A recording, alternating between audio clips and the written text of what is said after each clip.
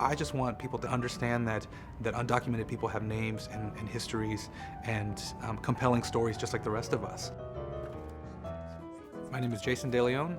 I am an associate professor of anthropology at the University of Michigan, and I direct the Undocumented Migration Project. My career started out in a very traditional way.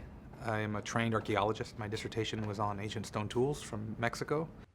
During the course of my archaeological work, working in Mexico, I came to know a lot of people who had had border crossing experiences, often quite traumatic ones. And when I finished my dissertation, I decided I was going to shift gears and start to look at clandestine migration. The work that I currently am engaged with is a long-term study of undocumented border crossings that I look at from an archaeological perspective, an ethnographic perspective, a forensic perspective, and increasingly a visual perspective. This has not been here for very long. You can find a variety of things in the Arizona desert related to undocumented migration, and this is a range of things from empty water bottles and food wrappers and abandoned clothes, things that migrants are consuming along the way, to the evidence of Border Patrol presence, so handcuffs, bullet casings, that sort of stuff, as well as human remains. From the very beginning, one of the goals of this project was really to demonstrate that the things that people leave behind during this great migration, these things are not garbage. And we treat the things that migrants have left behind with as much care and respect as we would any sort of prehistoric archaeological assemblage. And so we collect things in the field. They are GPSed, they are bagged and tagged, they are cataloged here, they're photographed multiple times, or put into databases. This was a pillow that was given to him by his girlfriend. There's a pillow that we have in our collection that belonged to a young man named Jose Takudi.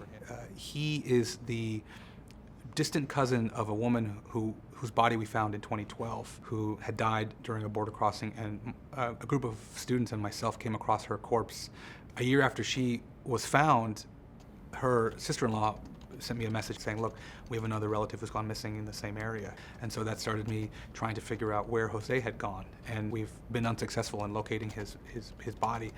That pillow that we have comes from his bedroom in Cuenca, Ecuador. So when I went to visit the family, they gave me several items that belong to him that we have used in exhibitions to raise awareness about his story. It's a very sad and horrific story. And there are many other people out there who have similar stories, who have disappeared during this process. And perhaps through archaeology and through forensic work, we can somehow maybe bring closure to the families by recovering bodies, or at least raise awareness, public awareness about this issue. I think I really want the general public to not think about border crossers or undocumented migrants, but to think about Jose Takudi, to think about the names and the faces of the thousands of individuals who have died during this process and the millions of people who have gone through it.